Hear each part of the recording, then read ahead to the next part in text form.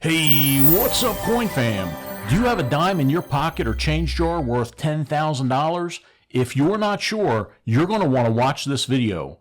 I'm going to talk about valuable coins from the 90s. We'll talk about error coins, the West Point dime, and other valuable coins, and more importantly, what you need to know to identify valuable dimes from the 90s. The United States Mint produced dimes from the 1990s at the Philadelphia Mint, the Denver Mint, the San Francisco Mint, and a very low mintage from the West Point Mint. This is important information to know, and we'll talk about why a little later in the video. You can tell where the dime was minted by looking for the mint mark. The mint mark is located on the head side of the coin, also known as the obverse. It's just above the date on the lower right of the dime. The San Francisco Mint produced proof dimes. A proof is a coin minted specifically for collectors. These coins are struck better and have specialized dies that are carefully prepared and treated with chemicals to produce contrast between the field and relief of the dime. This is referred to as cameo. Look at the difference between Roosevelt's portrait and the mirror-like fields of this dime. Proof dimes were minted in copper and nickel clad from 1990 to 1999, but also minted in silver from 1992 to 1999. How do you know if your dime is silver? There are two easy and reliable ways to determine if your coin is silver. The easiest way is to look for a pink band of copper that goes around the edge of the dime. If you see this, your dime is made of copper and nickel, not silver. If you don't see the band, your dime might just be silver. To make sure it's silver, you're going to want to weigh your dime. You can get yourself an inexpensive food scale that measures to the hundredth of a gram. A copper nickel-clad dime should weigh about 2.27 grams, and a silver dime should weigh about 2.5 grams. In 1996, to commemorate the 50th anniversary of the Roosevelt dime, 1.4 million dimes were minted at the West Point Mint, and they proudly display the W mint mark.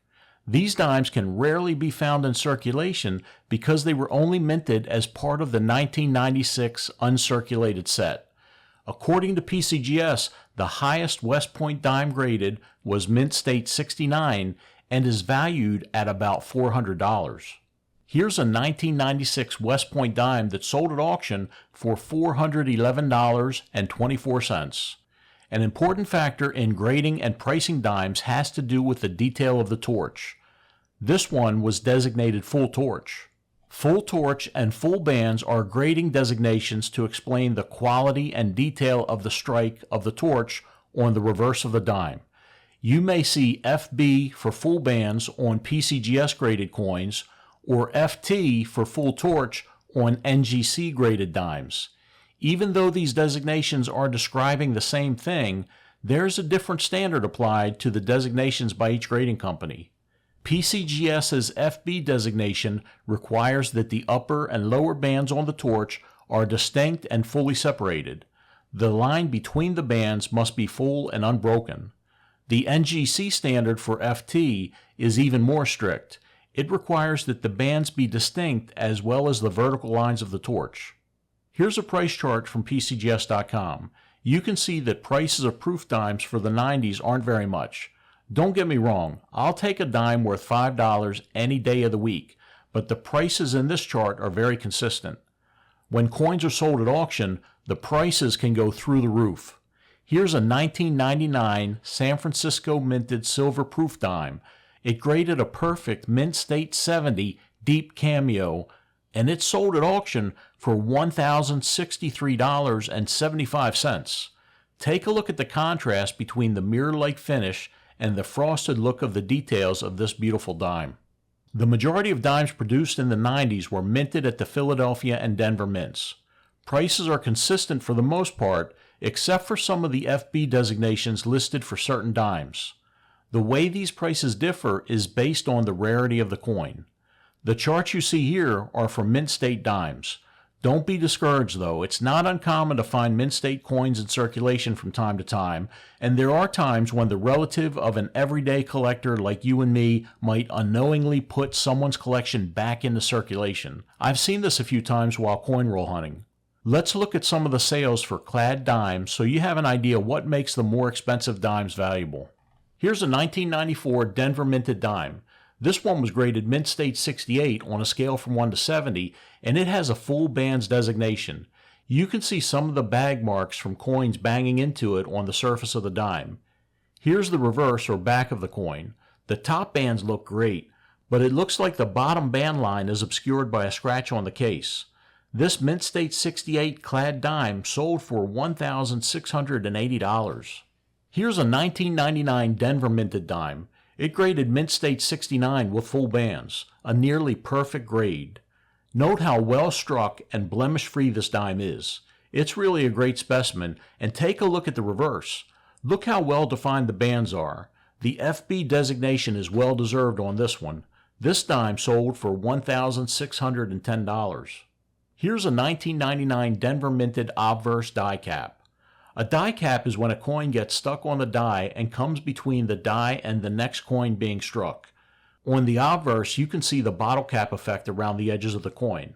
Let's flip this over and take a look at the reverse. Here you can see an indentation in the dime from where successive dimes were struck while this one was attached to the die. These are really cool coins to have in your error collection. This one sold for $1,150. Here's a pretty cool error dime I found on eBay. You really need to be careful if you're buying on eBay. Make sure you know exactly what you're looking at. eBay is full of misidentified coins and errors. A lot of them are just plain fraud. This one's legit though. This is a 1998 Philadelphia minted Roosevelt dime, and it looks like the Cookie Monster got a hold of this one. There's a huge piece of it missing. This is called a clip planchet, or an incomplete planchet. A clip planchet occurs when a planchet isn't cut out of the strip of metal properly. In some cases, a clip planchet can happen when the struck coin isn't properly ejected from the coining process. This one is listed for $500, and it's been graded and slabbed, but I don't think it's going to sell for that much money. How about this 1997 Denver minted dime? This one graded Mint State 68 and has the full bands designation.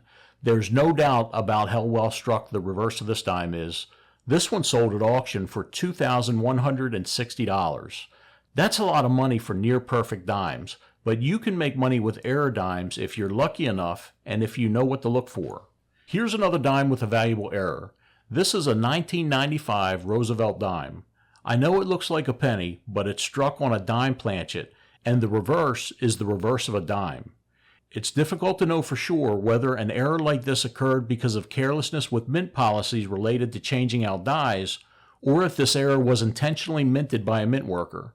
Regardless of how this happened, wouldn't it be crazy if one of these was sitting in someone's great-grandfather's change dish and ended up being put back into circulation? If you don't routinely look at the front and back of all of your change, you might miss something like this. A rotated die, or any other error that affects just one side of a coin.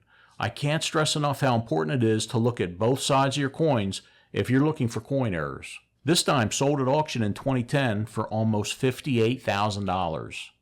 So maybe you don't have a dime worth $58,000 in your pocket. If you're going to start checking your change, you'll want to click the quick playlist to see what else to look for. If you learned something, give me the up thumb and hit that subscribe button. Thanks for watching.